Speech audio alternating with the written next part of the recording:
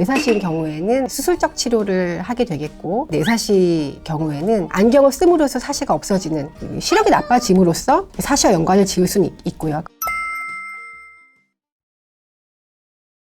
안녕하세요. 강동성심병원 안과 최연주입니다.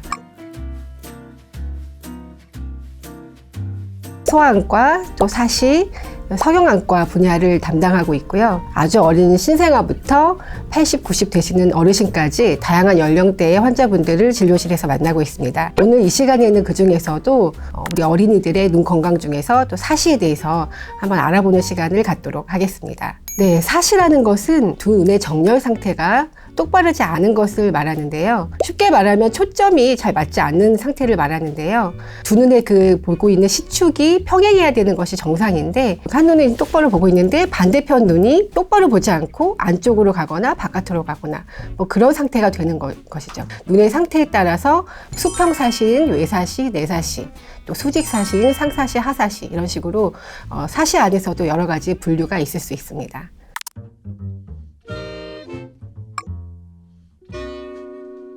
특히 아이 어릴수록 눈이 몰려 보여요 라고 많이 오세요. 그래서 이제 내사시라고 하면 일단 눈이 몰려 보이는 게 일단 1차적으로 의심이 되는 증상일 텐데, 사시 검사들이 있어요. 실제로 이게 그냥 그렇게 몰려 보이는 것인지 아니면 실제로 몰려 있는지 이것을 이제 판단을 하게 되고, 많은 경우는 사실은 실제로는 내사시가 아닌데 겉으로 보기에 눈이 몰려 보이는 것처럼 보이는 그런 경우, 그래서 우리가 가성 내사시라고도 불리는데, 그런 경우가 사실 제일 많긴 합니다. 동양 아이들의 경우에 눈 크기가 이제 아무래도 작고, 이제 눈과 눈 사이가 좀 멀고, 그리고 이제 앞트임이 잘 안 돼 있어서 이제 콧대가 낮고 이러다 보니까 그 눈동자가 이제 안으로 몰려 보이는 것 같이 보여요. 육안으로 봤을 때 눈이 몰려 보이는 것처럼 보이는 아이들은 일단 확인을 하는 것이 맞고요. 그래서 저희가 객관적인 검사를 통해서 내사시가 있는지 여부를 판단을 하게 됩니다. 눈을 자주 깜빡이는 거는 여러 가지 원인이 있을 수가 있는데, 주로 확인하는 것이 물론 사시도 있고, 또 속눈썹이 이렇게 눈썹을 찌르는 아이들도 많아요. 그래서 눈썹이 찔러서 눈을 자극하기 때문에 깜빡이는 경우도 있고, 또 그 밖에 뭐 알레르기 결막염이나 그런 어떤 상황에서도 그럴 수도 있고, 안과적으로 일단 이상 소견이 있는지를 확인을 하는 게 1차적인 프로세스가 되겠고, 거기서도 이상이 없다 했을 때 이제 그 2차적인 뭐 다른 것들을 고려할 수 있게 됩니다.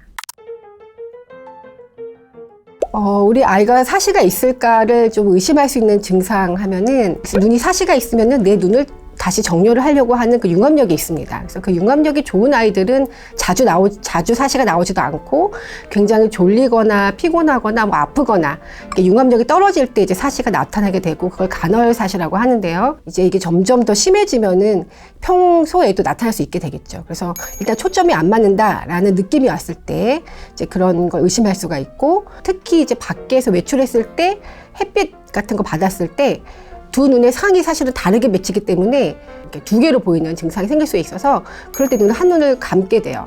이제 어떤 사진을 찍었을 때 그런 상태라든가, 또는 이제 어린이집, 또 학교 이런 데서 선생님들이 보시고 지적을 해주셔서 오시는 경우도 많고, 그래서 그런 얘기를 들었을 때 확인이 필요할 것으로 생각이 됩니다.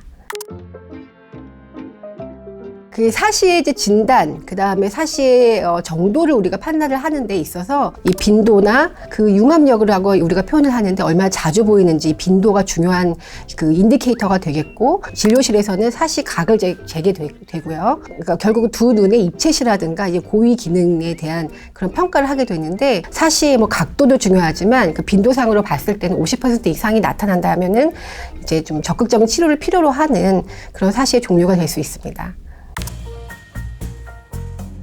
우리가 일반적으로 말할 때 유전된다고 얘기는 하진 않아요. 그 사시를 일으키는 어떤 소인들이 있죠. 그 소인들은 또 유전을 할 수 있다라는 그런 의견이 있고, 부모가 사시가 있다고 해서 아이들 다 사시가 있는 것도 아니고, 첫째가 있다고 해서 둘째가 다 사시가 있는 것도 아니고, 그렇기 때문에 그거는 좀 다른 얘기가 될 것 같습니다.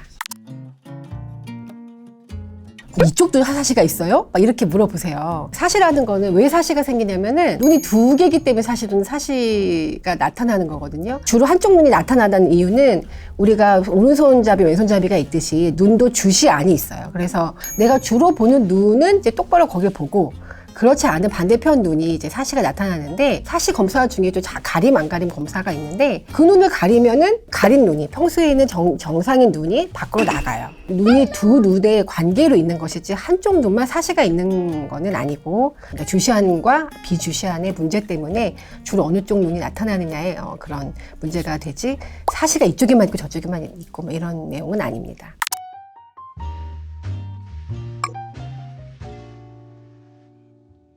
네, 사시의 치료에 대해서는 일단 사시의 종류에 따라서 그 치료 방침이 다르게 되겠는데요. 우리나라에서 가장 흔한 외사시인 경우에는 결국은 심해지면 대부분 이제 수술적 치료를 하게 되겠고, 하지만 서구에 많은 내사시 경우에는 대부분이 또 안경을 씀으로써 사시가 없어지는 그런 타입의 내사시가 많기 때문에, 내사시의 많은 경우는 이제 수술이 아닌 안경을 쓰는 것이 궁극적인 치료 방법이 될 수가 있습니다.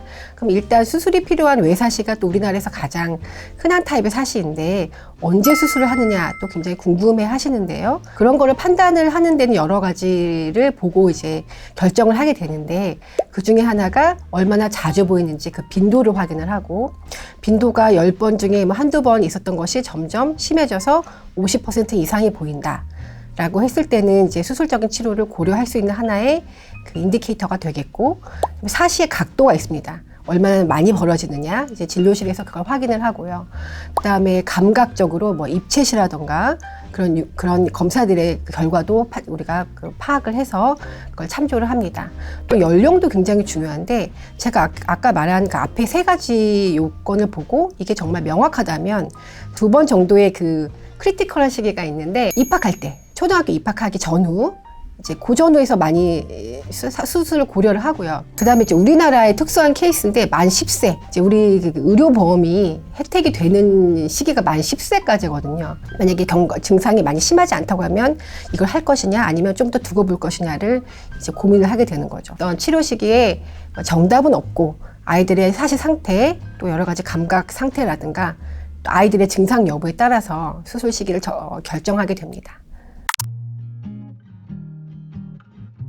그래서 가장 사실 중요한 거는 정기적인 안과 검진을 하는 겁니다. 뭐 시력도 중요하지만, 이제 소아들은 사시 여부도 반드시 확인을 하게 되겠고, 안경을 써야 되거나 뭐 그런 교정이 필요하다면은 그 때를 놓치지 않고 하는 것, 혹시 그래서 약시의 위험에 있을 경우에 그것을 빨리 교정하는 것, 이것이 가장 중요하고, 물론 아주 어린 시기에 사시가 있는 아이들은 이제 가림 치료를 하면서 보기도 해요. 그래서 한쪽 눈을 가리면 이쪽 눈 똑바로 보기 때문에 다음 날에는 반대쪽 눈을 가려서 이 융합력을 조금 개선시켜주고, 사시가 잠복되어 있는 부분과 드러나는 부분이 있는데, 드러나 있는 부분이 현성사시라고 하는데, 그렇게 드러나는 부분의 사시를 좀 줄여주는 그런 효과는 있습니다. 근데 그건 이제 좀 어릴 때 하는 얘기고, 취약 연령 정도가 되면은 이제 그거가 메인은 되지는 못하고, 결국은 정기적으로 오시라고 할 때 검사를 잘 해야 되고, 그 다음에 또 스마트폰이나 이제 스마트 기기를 보는 것들도 많이 걱정을 하시는데, 특히 내사시 같은, 눈을 많이 몰려 보이는 그런 내사시 같은 게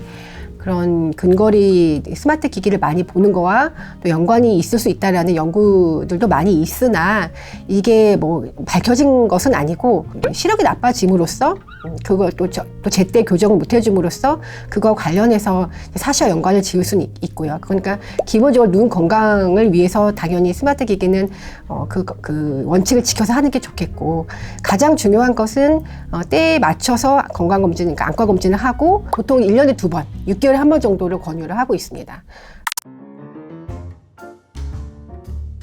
사시가 그냥 뒀을 때 좋아지기도 하나요? 또 많이 궁금해하세요. 일부의 경우에는 사시가 좋아지는 아이들도 있긴 있어요. 그렇지만 우리가 일반적으로 얘기할 때 그냥 두었을 때 사시가 좋아집니다 라고 얘기하기는 좀 어렵습니다. 그래서 요즘은 아이들이 어릴 때부터 영유아 검진을 해서 그걸 발견을 하죠. 웬만하면 심한 경우나 그런 발견을 해서 안과를 오기 때문에 아주 심한 사시로 성인이 될 때까지 방치되는 경우가 많이 없을 거라 생각해요. 그런데 우리 어르신 세대는 그런 게 없었기 때문에 눈이 정말 이렇게 돌아가 있는 분들도 계세요.